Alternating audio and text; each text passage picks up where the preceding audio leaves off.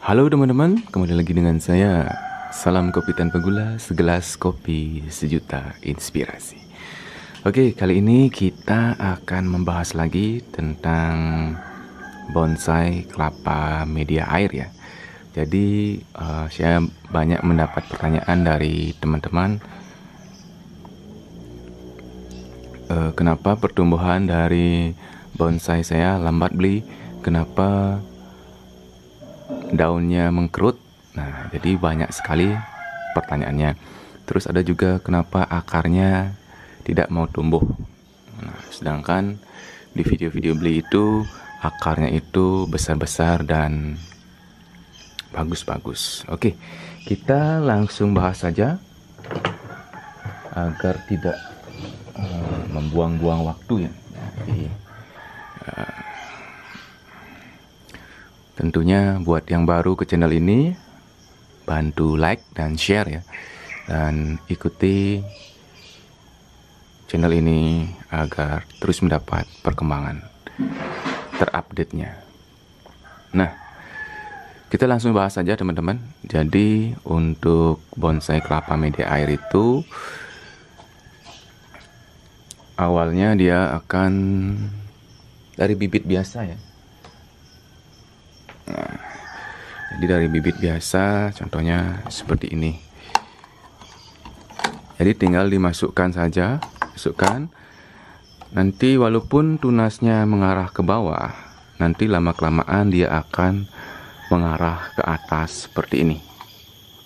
Mengarah ke atas dan lama-kelamaan dia akan melengkung seperti ini ya, naik dia. Nah, seperti ini ya teman-teman. Nah, untuk proses awal seperti ini biasa dilakukan di usia kurang lebih 1,5 bulan ya, 1,5 bulan sampai 2 bulan. Nah, dia akan mulai tumbuh seperti ini ya. Ini berasal dari bibit yang berbeda tentunya. Ada yang kuning, ada yang gading. Dan dari semua bibit bonsai kelapa yang ada di sini ini semuanya itu berbeda karakternya seperti itu. Jadi masing-masing bibit memiliki karakter yang berbeda-beda.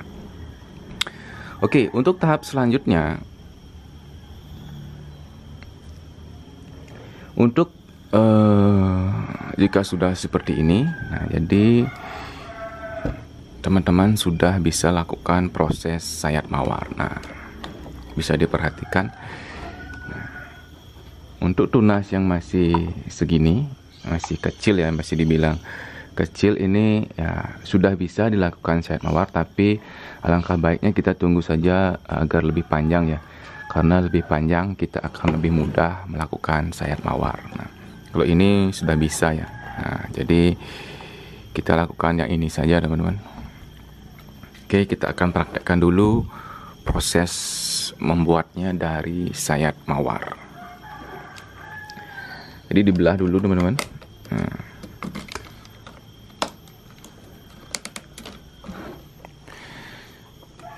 Jadi saya sudah sering membuat video seperti ini ya.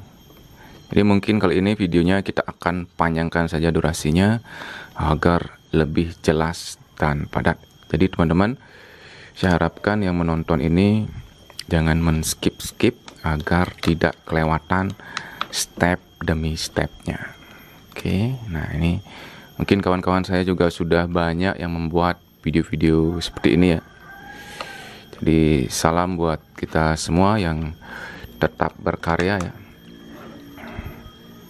dan tetap berbagi. Nah, ini dia proses sayat mawar. Oke, untuk proses sayat mawar ini diklaim bisa membuat daun kecil dan kerdil lebih awal dibandingkan tidak disayat mawar. Tapi beberapa teman saya juga bilang tidak perlu disayat mawar ya. Nah, jadi intinya tergantung dari seni mereka. Nah, jadi disayat seperti ini. Wow. Nah, ini dia. Tapi saya biasa menerapkan sayat mawar untuk usia-usia yang masih kuncup-kuncup seperti ini. Nah, ini dia. cari sampai dapat tapis.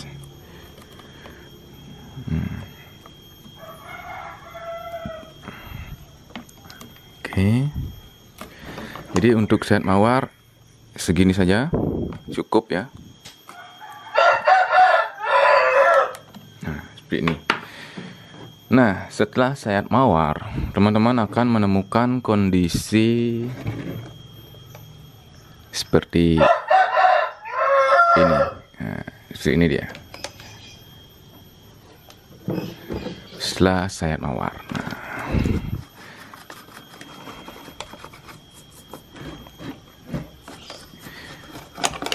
Nah, walaupun sudah di sayat mawar, nah jika tidak diperhatikan, dia akan seperti ini ya.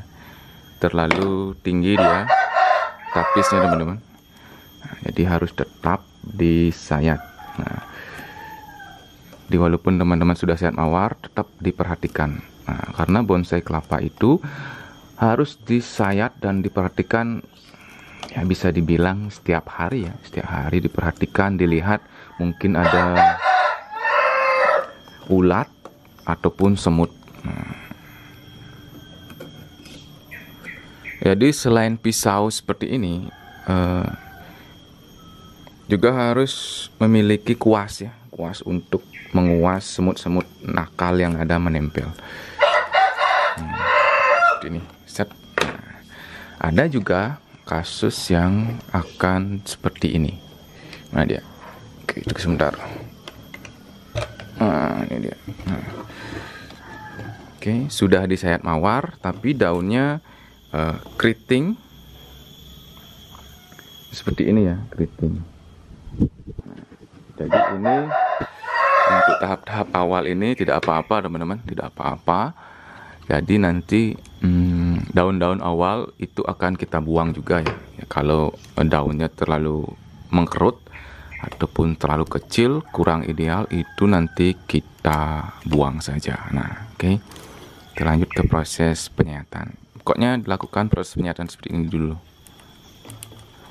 Karena di media air itu biasanya kita fokus pada akar ya. Bahkan ini tidak disayat kemarin, teman-teman. Oke.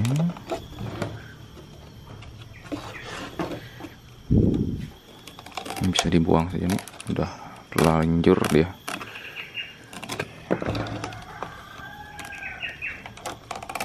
Nah, kurang lebih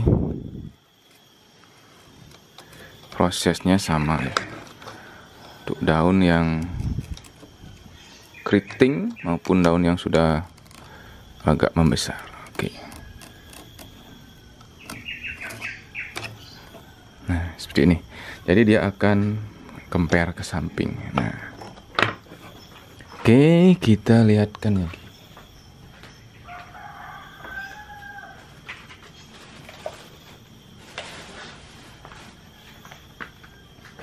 Nah, contoh lagi. Nah, jika tidak dilakukan proses sayat mawar, nah dia akan jadi seperti ini. Nah, tidak ada proses penyayatan, dia akan menjulang tinggi seperti ini, teman-teman. Jadi ya gimana ya, daunnya tidak mau kecil ya. Mungkin nanti kita memerlukan program yang lebih ekstrim nantinya, seperti itu. Lalu setelah ini, setelah kurang lebih beberapa minggu ya, nanti teman-teman akan melihat kondisi seperti ini. Jadi hasil sayatan mawar ini akan mulai mengering. Nah, jadi ditarik-tarik sampai tak bisa ditarik lagi. Lalu setelah ditarik, teman-teman tinggal bersihkan sisa-sisa sayat mawarnya. Dipotong. Karena dia sudah mengering, kita bisa potong ya.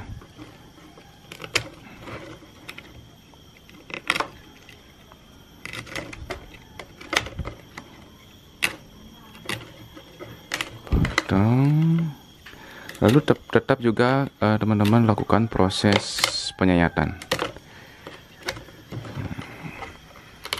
karena proses hemawar ini hanya sekali saja dilakukan di tahap awal ya, tahap pengecilan daun.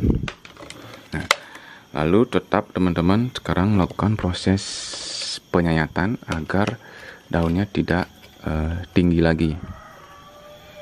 Nah, seperti yang saya perlihatkan tadi, daunnya kan tinggi dia. Sayat. Tapi buat yang baru belajar, jadi hati-hati saja karena proses penyayatan ini rentan patah saat proses penarikan pelepah ya. Nah, pelan-pelan disayat.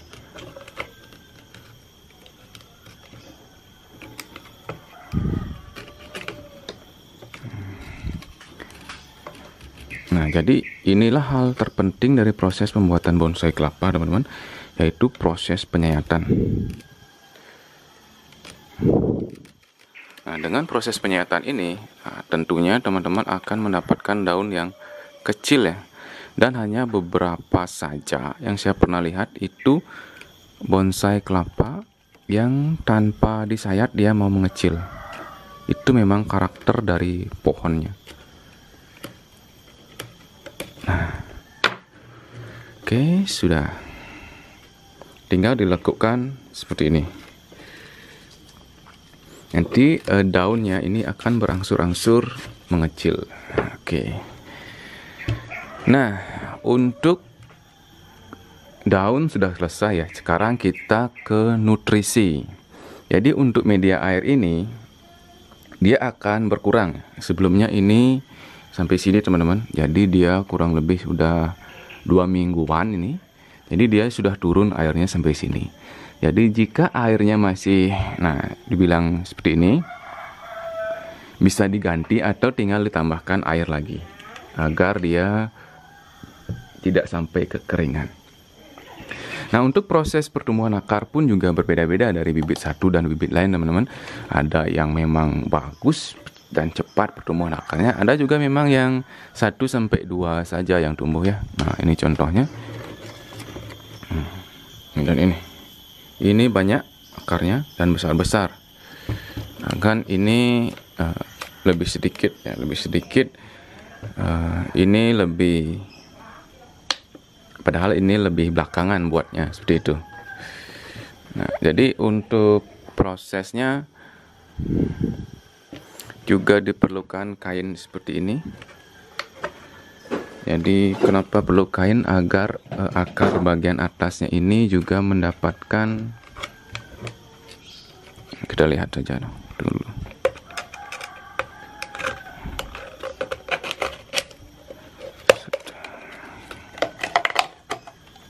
Nah, ini dia.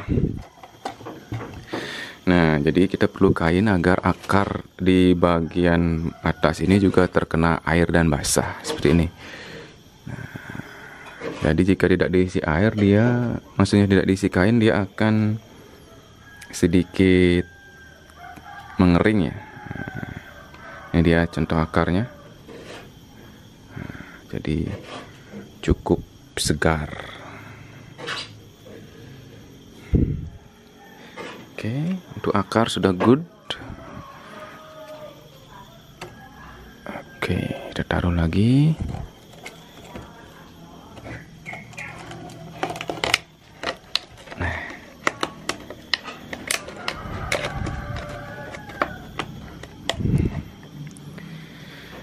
Nah, untuk di media air ini teman-teman bisa tambahkan nutrisi. Nah, ini dia, Ajinomoto atau micin. Nah, saya biasa gunakan ini untuk media air karena ini juga terbuat dari hasil fermentasi tebu ya. Jadi untuk dosis atau cara pemberiannya, saya memberikan hanya 1 jumput segini ya, kurang lebih segini ya. Kita masukkan saja ke sini.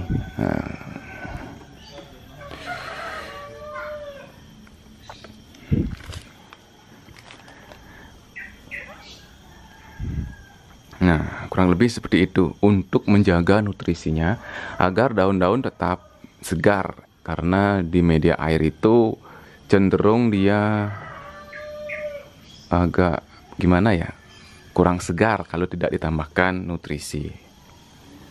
Jadi kurang lebih segitu sih proses akarnya, daunnya, dan penyayatan sampai nantinya bisa dipindahkan ke media padat. Nah, untuk seperti ini sudah bisa sebenarnya dipindahkan ke media padat, tergantung dari teman-teman apakah sudah cukup akarnya apa belum. Jadi tergantung teman-teman menginginkan akar yang seperti apa. Oke, berbeda lagi dengan proses yang ini. Jadi ini saya proses menggunakan media tanah ya. Jadi teman-teman tinggal membuat menggunakan pot seperti ini, pot, lalu atasnya isi botol air mineral juga, lalu bibitnya tinggal ditaruh saja seperti di media air, cuman medianya kita gunakan tanah seperti ini. Sama juga prosesnya disayat, mawar, sudah kering dibuang, lalu tapisnya dibuang. Nah, cuman untuk model seperti ini kita memerlukan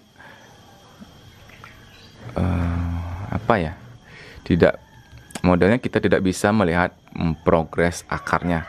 Kita hanya bisa menggroundnya, menutup seperti ini, dan kurang lebih di usia 6 bulanan. Nah, sebenarnya di usia 4 bulan sudah bisa diekspos, namun maksimalkan saja sampai 6 bulan baru kita ekspos akarnya, dan selain itu juga pertumbuhan akarnya tentu akan lebih banyak.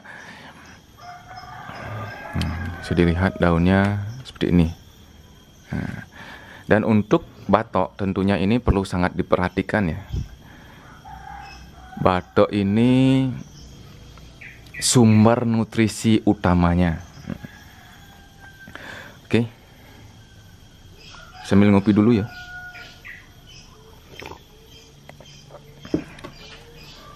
Oke, ini sumber nutrisi utama. Karena di dalam batok itu ada isi kelapanya, ada kentosnya atau tombongnya, dan air. Nah, air di dalam itu akan lama-kelamaan dia akan berkurang, teman-teman. Dia akan berkurang dan dia akan terlepas. Ini kurang lebih 1 tahunan ya, rata-rata 1 tahun dia akan terlepas. Namun jika batok ini pecah atau kena sinar, dia pasti pecah. Kenapa bisa begitu? Karena jika dia terkena sinar, dia akan panas. Nah, panas, air di dalam itu akan panas juga. Air yang panas itu akan menguap dan menekan batok ini sehingga terjadinya pecah. Dan jika dia pecah di bawah umur 2 bulan ataupun 3 bulan ke bawah, dan dengan akar yang belum maksimal, kemungkinan besar teman-teman akan gagal dalam proses pembuatannya. Jadi saat menaruh ini, batok ini sebaiknya letakkan di tempat yang teduh. Jangan terkena sinar matahari langsung ya. Nah, jadi kalau langsung disorot ini dalam jangka waktu 1-2 jam kena sinar, dia akan pecah. Walaupun teman-teman sudah pernis, jika dalam kondisi usia-usia masih sangat muda itu lebih rentan ya, karena karakter dari kulit kelapa ini atau batoknya ini mungkin saja ada yang tebal, ada yang tipis. Nah, seperti itu. Jadi sebaiknya bisa dibungkus dengan sabutnya. Nah, seperti ini diisiin sabut full, lalu sering disiram ataupun dibungkus dengan kain basah. Namun ini tidak ada saya bungkus dengan kain ataupun sabut kelapa, teman-teman, karena ini semua saya letakkan di bawah tempat yang teduh ya. Untuk atap ini dari genteng ya, jadi cukup lembab lah. Jadi walaupun tempat teman-teman letakkan di bawah tempat yang teduh, namun misalnya ya atapnya itu dari seng, jadi seng itu kan besi ya. Nah, jadi itu akan memberikan hawa panas, sehingga itu juga bisa mempengaruhi retaknya batok ini. Nah, kurang lebih seperti itu ya. Jadi untuk tahap awal bisa juga dicat teman-teman untuk meminimalkan mendapatkan panas ya. Jadi intinya jangan dijemur saja, seperti itu. Oke, jadi kurang lebih sudah hampir semua saya bahas ini tentang proses dari awal sampai nanti jadi seperti ini ya. Nanti kita tinggal tunggu dia pecah daun untuk proses pemindahan. Nanti kita akan tunggu dulu nanti biar maksimal lah akarnya, baru kita akan pindahkan. Jadi misalnya ini sudah bisa dipindahkan, namun masih ada akar yang menggelantung ya, menggelantung seperti ini.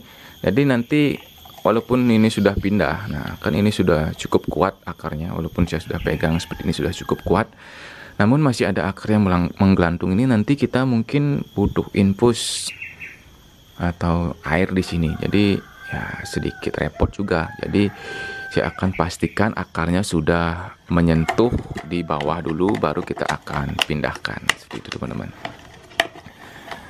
Nah pokoknya intinya dari proses pembuatan bonsai kelapa, teman-teman harus sabar dan teman-teman harus rajin menyayat.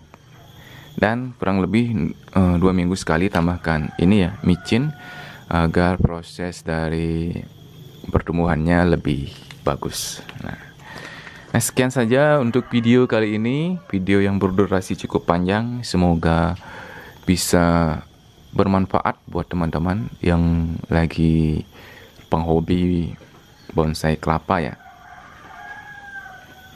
Nanti untuk video update-nya nanti akan saya update bagaimana sih perkembangan dari bahan-bahan ini. Untuk bahan-bahan ini ada sekitar 40-an kayaknya ini teman-teman. Dan saya akan terus tambah lagi untuk mempelajari bagaimana sih karakter dari masing-masing kelapa ini. Nah, untuk video kali ini sekian dulu ya. Terima kasih sudah menonton. Jadi saya akan tambah semangat jika teman-teman bisa mensupport saya dengan cara like, subscribe, dan share ya.